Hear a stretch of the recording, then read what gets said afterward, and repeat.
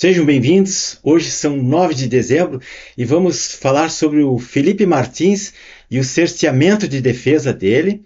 A Justiça da Coreia do Norte é o que está sendo usado aqui para acusar esse rapaz que foi um ex-assessor, do presidente Bolsonaro para assuntos internacionais. E em 8 de fevereiro de 24, só para relembrar, ele foi preso preventivamente sob a alegação de que teria fugido para os Estados Unidos no dia 31 de dezembro, juntamente com o presidente Bolsonaro. E, em consequência, ele permaneceu 6 meses preso em regime fechado e foi torturado, inclusive em cela solitária, escura, a fim de que fizesse uma delação premiada. Depois de muita pressão, até mesmo das redes sociais, em 9 de agosto de 24, o ministro Alexandre transformou sua prisão fechada em domiciliar com tornozeleira eletrônica e restrições. E ele está preso já há quase 2 anos, 1 ano e 10 meses, e virou símbolo da injustiça e da arbitrariedade tirânica e da perseguição política que estão fazendo com aquele pessoal do 8 de janeiro, principalmente com os peixes pequenos, né? E hoje ele está sendo julgado e o resultado nós já sabemos, né? Mas fica um alerta. E para esse alerta, eu fiz pensei alguma coisa de Olavo de Carvalho, de Alho dos Santos, algumas partes da filosofia e experiência de vida, para que vocês façam uma análise do que está acontecendo. Então, o Olavo de Carvalho diria assim, ó, quem colabora com o mal para salvar a própria pele, descobrirá mais tarde que também será devorado por ele. Isso aí seria uma indireta para aquele delator lá, o Coronel Cid, que acusa o Felipe Martins de ter feito uma minuta de decreto, de GLO, não sei o que, ele nega, ele inclusive nem é advogado, ele nem sabe lidar com isso, ele era um assessor, é natural que ele ficasse carregando papel para lá e para cá, como muitos fazem, mas envolvê-lo em responsabilidade dessa natureza, que ele não tem conhecimento, seria, no mínimo, uma injustiça, ou tem que provar muito bem provar. Mas nada está na vida política de um país que antes não esteja na sua literatura. Isso já foi dito por um escritor, que eu falei no vídeo anterior, né?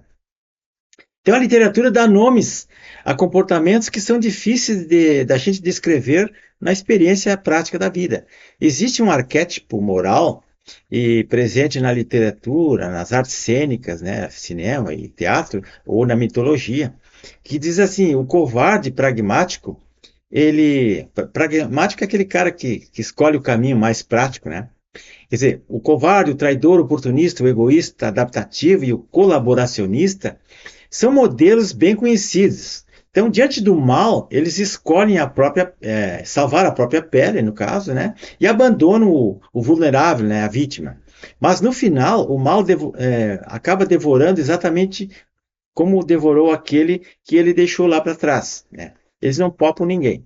E o indivíduo, né? O indivíduo busca proteção diante do medo do poder injusto e acredita que obedecendo o tirano irá comprar a sua sobrevivência, né?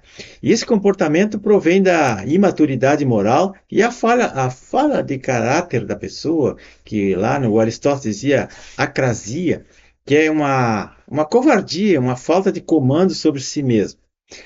Bom, ele pensa que defender inocentes não é problema dele, é problema dos outros.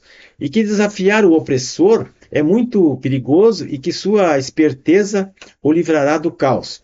Mas não é assim. Ele não percebe que o mal é insaciável, né?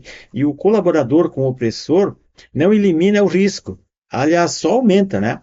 Que ele quer ser útil ao tirano e isso aí não garante que amanhã ele será poupado. É uma imunidade ilusória, né? A pessoa acha que será uma exceção porque faltou aos injustiçados aquela estratégia da esperteza e da covardia que só ele tem. Então ocorre o seguinte, que quem abandona o inocente pensando em salvar a si mesmo, acaba sendo a próxima vítima. Isso é mais velho que andar para frente.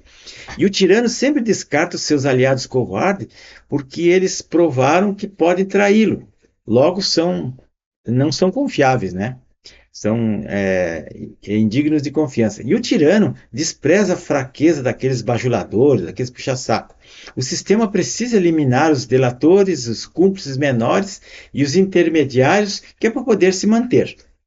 E todo ser humano Há uma tentação natural de tentar salvar-se abandonando o justo, mas é necessário resistir, porque senão, quando o mal cresce, surgem os que tentam negociar com ele.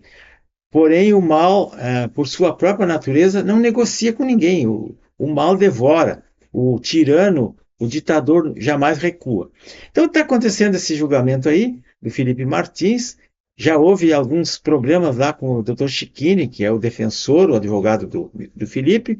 O ministro não deixa ele falar nem apresentar as provas, e aí fica difícil, né? Se o, se o relator não deixa o advogado fazer a defesa e o outro, o Dino lá, mandou o advogado sair da tribuna e fica quieto, isso é um absurdo. Isso é uma palhaçada, pelo amor de Deus, pessoal. Olha, advogados, pelo amor de Deus, vamos queimar o nosso diploma. Não é possível uma coisa dessa, nunca se viu.